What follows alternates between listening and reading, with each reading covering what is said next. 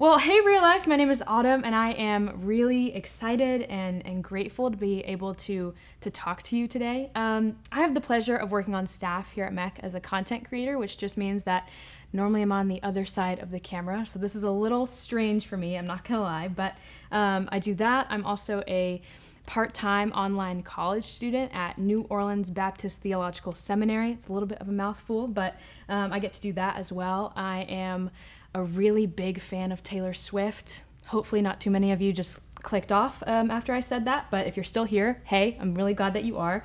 I also have an identical twin sister. She's awesome. Her name is Lexi. I call her Slug. We'll put up a picture so that you can see that we look alike, I guess. We are identical. I don't think we look alike, but people say that we do. But that's just a little bit about me. Like I said, I'm really glad and excited to have the opportunity to talk to you today. In case you missed it, we are in the middle of a series called Waiting, Dating, and Mating. And this is a series that talks about sex and marriage and singleness and all of those wonderful things that I'm sure you're dying to talk about and know about all the time. But today we're going to be talking about... and buckle up, bear with me, but we're going to be talking about homosexuality or same-sex attraction. And if you've been around Real Life, either in person or online for a while, you're probably wondering why Pastor Robby isn't giving this message, and I think that's fair, that's valid. But the reason why I'm talking to you today about this is because for as long as I can remember, I have believed in God and had a relationship with Jesus. And for as long as I can remember, I have been attracted to the same sex. I am a woman who is primarily attracted to other women.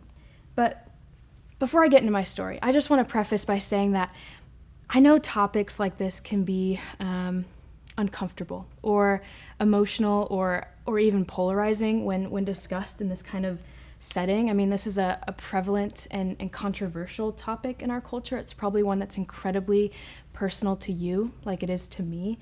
I get that. And I know that my experiences and my upbringing might be different from yours. But even though we might have different perspectives or opinions or experiences, I hope that you and me both can approach this in a civilized and respectful and loving way. Does that sound good? Okay, I'm gonna jump in. All right, as I said a few moments ago, I'm primarily attracted to the same sex. And my story, like a lot of the stories of those who deal with same-sex attraction, is long and complex and nuanced. But for the sake of time, I'm just gonna give you the Spark Notes version. I came to terms with my sexuality when I was a senior in high school. But I think looking back on my childhood and my adolescence, I always had a hunch maybe that this was how I felt. I mean, growing up, I was a major tomboy. Most of my friends were boys. I never really had any crushes on boys like a lot of my friends did. And I want to say that I'm not saying that being a tomboy as a girl or likewise liking the color pink or painting your nails as a boy that automatically means that you're gay. I'm not saying that. I'm just saying that when I look back on my childhood, I'm not necessarily surprised that I ended up coming to this conclusion about myself, but I was also a Christian, and I wanted to honor God and live the life that He called for me to live, but I was also having a really hard time grasping the implications of being a Christian who experiences same-sex attraction. I mean, I knew what the Bible said about homosexuality, but I also desperately wanted to pursue these feelings. So much so that I actually tried to find loopholes to get around what the Bible said so that technically I could still obey what those verses said literally while also be in a relationship with a woman at the same time. It even sounds like ridiculous in my head, like as I'm saying this out loud, but spoiler alert, those loopholes don't actually exist. And it wasn't until I was sitting kind of in this same position that you are when Robbie gave a talk on homosexuality in February of my senior year, so that was about 4 years ago. And he spoke with such clarity and conviction and love about what the Bible said about homosexuality and sexuality in general that I remember being so deeply moved and convicted by what he said. And as I sat there just kind of silently reeling from Robby's words, I realized that I had a choice to make. I believed completely that everything that Robby said was true, and so I could either live my life in this blissful pretend ignorance, pretending like I didn't just hear everything that Robby said, and pursue what I wanted to pursue, do what I wanted to do with my life, or I could trust that this truth, as hard as it was and sometimes still is to submit to, it's good, and that I should live my life in accordance with it.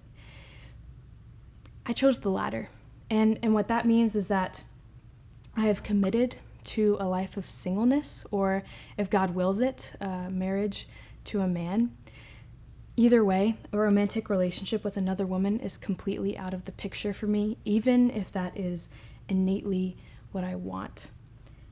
And I know that seems rash and extreme, but I want to share with you why I made that choice and why I think it's the right one, not just for me, but for anybody who's trying to reconcile their sexuality and their faith.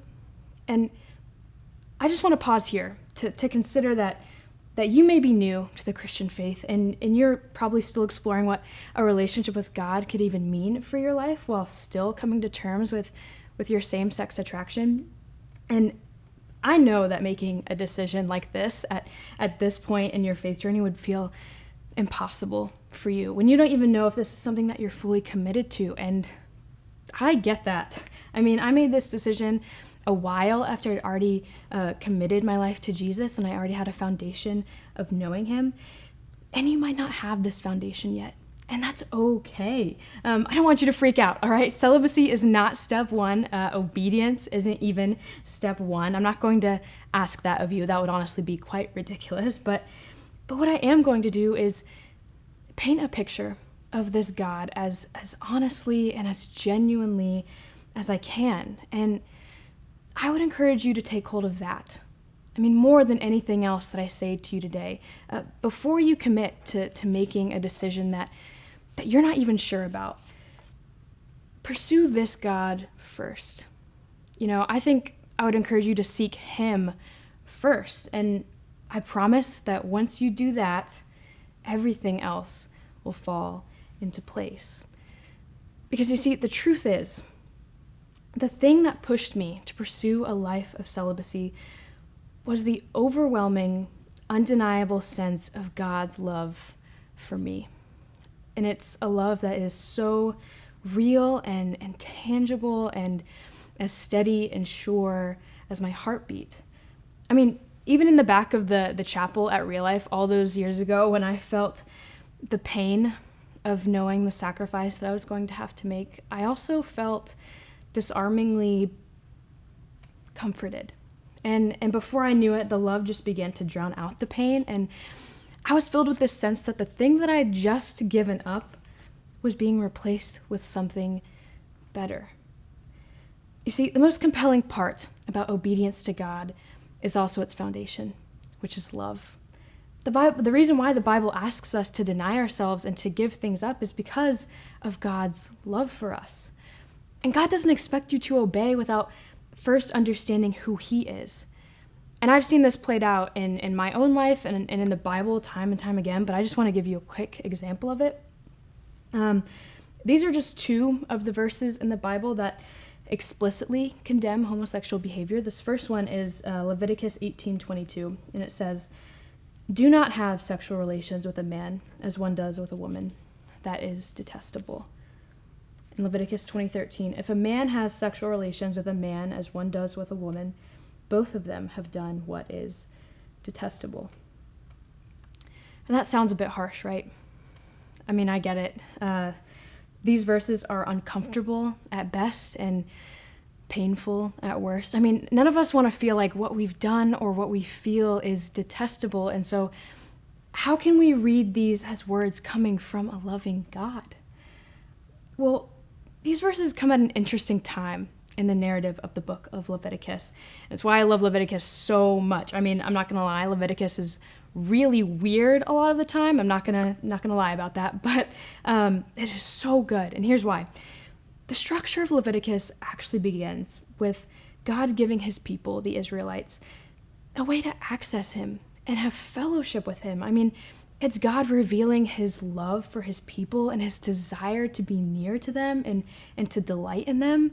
And that's like the whole beginning of the book. And so that sets up these chapters and verses that prohibit sexual immorality and homosexuality. That's the foundation for them. I mean, I don't want you to miss this. God was telling his people, and he's telling us, before I tell you what you should do, let me just first show you who I am and how much I love you and how much I want to be with you. And so the question becomes for both the Israelites and for us, how do we live in light of that love? And even then, these verses about homosexuality in these couple of chapters were sandwiched between laws that God gave that were meant to uphold social justice and care for the poor, as well as commands to rest and have feasts and festivals. I mean, you can't disconnect them from each other. The same God who commands that we care for the poor and also to rest and to have fun is the same God who commands that we have a special set apart standard of sexual integrity. And why is that? Well, it's because these prohibitions are not diversions from God's love, but extensions of it. And I know you're probably thinking, okay, like I get the thing about the social justice, I get the thing about the poor, but why does God even care about who I sleep with? Well, do you? I mean, believe it or not, God is so deeply invested in you because he cares about the things that you care about. And God also cares about it because he created sex. He designed it a specific way to fill a specific purpose. You see, God designed marriage and therefore sex to be between one man and one woman as a symbol, right? Like a picture to represent Christ's love for the church. Two distinct genders representing two distinct roles. And that's the purpose of marriage, to show us in its own unique way more of who God is. But you might also be thinking, how is God loving me by keeping me from being happy? I mean, does he just want me to be alone forever? And I get that. I have felt that. I would be lying if I said that I've never asked those questions myself before. But I think these questions assume two things. One, that sex and romance are synonymous with happiness. I would ask any married person you know, and they will tell you that that is absolutely not true. But two, that marriage and romantic relationships are the cure for loneliness. I think, moreover, that we expect marriage and romance to be the end-all, be-all of life. And I think this is because our culture, and honestly Christian subculture, is guilty of this too, but we elevate marriage to the standard of the highest and the best of all earthly relationships. And that is such a misguided belief because it makes us think that marriage is the only place that we'll ever find true intimacy. But do you want to know something? The same scriptures that say no to same-sex sexual intimacy also say a massive yes to intimacy of other kinds. And if you look in the New Testament especially, you'll see another kind of relationship that is championed and honored and celebrated, particularly between those of the same sex. It's friendship. And I want to get out of your head this idea that friendship is just like this convenient little placeholder relationship until your future spouse comes along and then you can begin to experience real intimacy, because man, that is just not the way that friendship is presented in the Bible, and it is not the way that any of us are meant to experience it. The Bible paints such a beautiful portrait of intimate and authentic friendship from, David and Jonathan and Ruth and Naomi in the Old Testament to Paul and Timothy and Jesus and his disciples in the New Testament. And I've also seen this played out firsthand in my own life. You see, I'm not going to pretend that a life of celibacy and obedience is one that is always easy all the time, because it isn't. But since pursuing that life and making that choice, I have had the deepest and sweetest and most intimate friendships that I've ever had in my entire life. And I know my entire life, being only 21 years old, is not that long, but I've had my fair share of surface level at best and toxic at worst friendships, especially when I was in high school. And I think that was enough to really disillusion me to what friendship truly had the capacity to look like. And you might even be able to relate to that.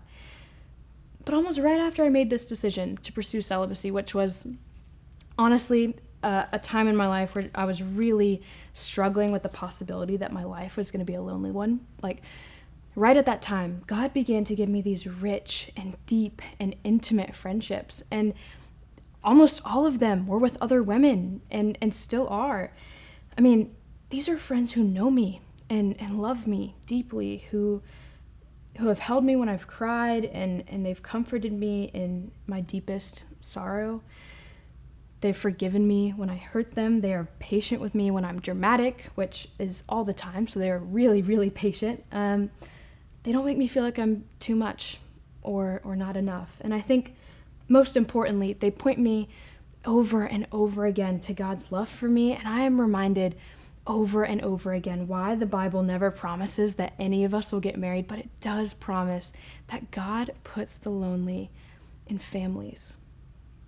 And they're teaching me to be that kind of friend too. And I firmly believe and trust that I will never miss out on intimacy because I experience it in abundance every day, both in my relationship with God and in my friendships with other women. And whether you're a guy or a girl, gay or straight, this vision of friendship is for all of us, because saying yes to God's design for sex and marriage doesn't mean that you won't get to experience love and intimacy.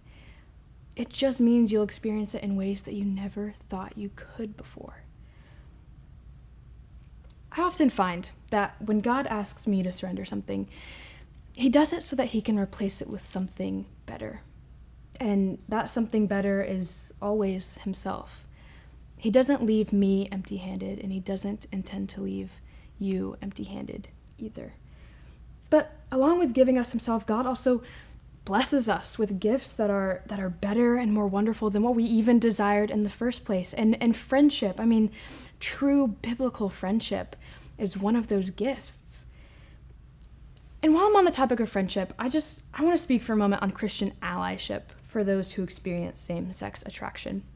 When I say ally, I mean it how Merriam-Webster defines it, which is a person or a group that provides assistance and support in an ongoing effort, activity, or struggle. And so what does that look like, for you and I to be an ally? Well, I think that means that we're collectively and individually called to be a safe space. And that means shutting down hostile or harmful comments towards same-sex attracted individuals when we hear them, living and growing to be more trustworthy and empathetic and kind, and being an example of God's love to all of our friends and peers. It means breaking down the prejudices within us that we've built towards people or things that we don't understand. And it also means responding in love and compassion if someone comes out to you. To share something like that is an incredibly vulnerable thing. I know that feeling firsthand. And I think that's why being met with rejection or animosity by Christian friends or church officials leads so many people to leave the church and never come back. Those wounds just run so deep. And that actually reminds me of a study that was conducted by the Journal for the Scientific Study of Religion. And it found that same-sex attraction, behavior, and queer identity is strongly associated with the decision to step away from organized religion, attend church less frequently, or stop going altogether. And that reaction doesn't have so much to do with what God says about homosexuality, and just has so much more to do with the track record of how God's people react to and treat people who are same-sex attracted. I want our generation to be the one that flips that study on its head. And that starts with being an ally, a safe space, so that those who suffer in silence don't have those who struggle don't have to suffer in silence, but that they know that in their struggles they are still loved by us and by God. look, as hard as it can be to believe sometimes or to understand, same-sex sexuality is a distortion of God's design for sexual intimacy. It is sin, and that is an inconvenient truth, because I will not know God better or love him better or have a deeper relationship with him if I were to pursue that way of life. But homosexual behavior is not the only kind of sexual sin. We are all broken sexually. We are all susceptible to living sexually sinful lifestyles that hinder our relationship with God. But the most beautiful thing about all of it is that even in our sin, and even in the parts of ourselves that we're too ashamed of to admit to ourselves or to others, God loves us more intimately and more profoundly and more intensely than we can even comprehend. He loves you more intimately and more profoundly and more intensely than you can even comprehend. He loves you enough to ask you to sacrifice that thing that you really don't want to give up, because he wants to replace it with something even more wonderful than you ever imagined. He loves you enough to send his son to earth, a son who humbled himself and became human, walking like us and talking like us and showing us the attainability of living an obedient life. And he even followed that obedience to the cross, where his death paid the penalty for our sins, and his resurrection gave us new life and the freedom to obey him and live the life that he calls for us to live. And I guess that's the point I'm really trying to make here. I'm sitting here talking to you today on this side of a choice that I made 4 years ago, simply because of the overwhelming love of Jesus. I didn't make this choice just because I've grown up in church or just because I've been told that this is just the right thing to do, but because of the personal experience of knowing and loving and being known and loved by a good and kind and gracious God. I know all of this is probably a lot to think about and a lot to wrestle with. I get that. It's kind of like drinking from a fire hose. I understand. But I want to make sure that you know that you're in a safe place. I mean, Real Life is a safe place to talk about things like this. This is the perfect place for you to bring your doubts and your questions and your confusions.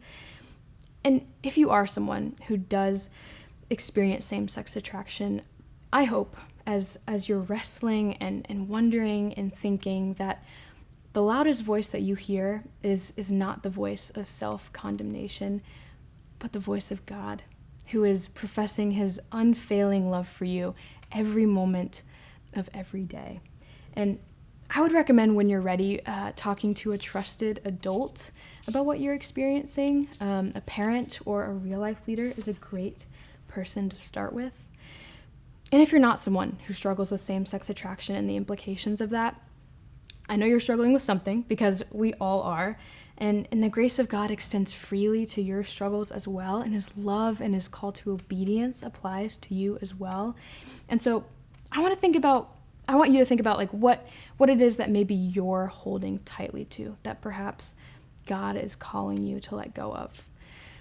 Maybe it's another form of sexual sin, or a toxic relationship that you might be in.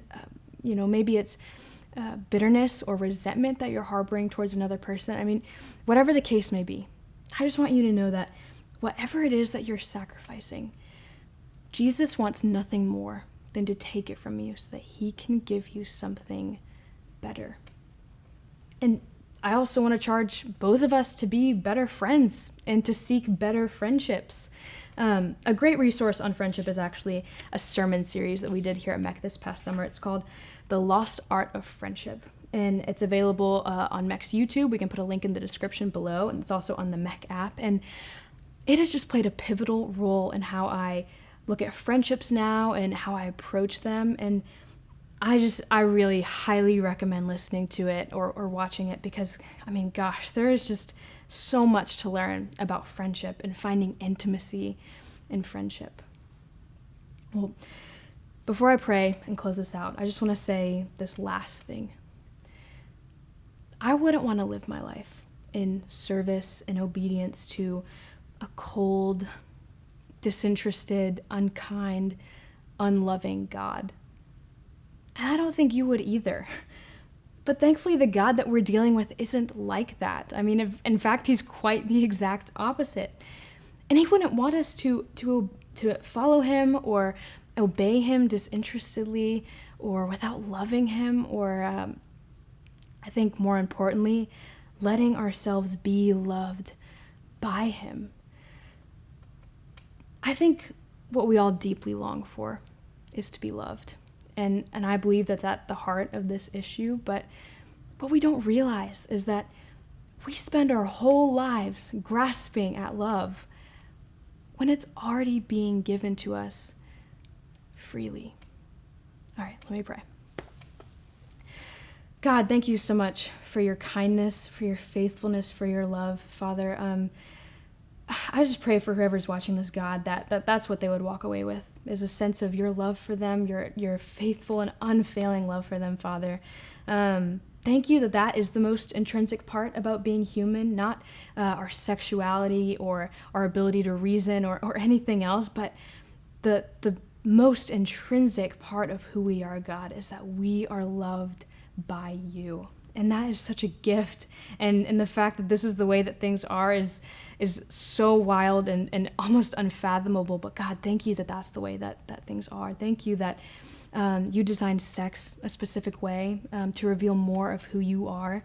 And so God, I pray that I continue to walk in that whoever is watching this, God, if they feel called to, that they continue to walk in that as well. But ultimately, I just want them to know and to believe and to trust and to experience the love that you have for them. So I pray that for them, and I pray that for me, God. It's in Jesus' name I pray. Amen. Thank you, guys.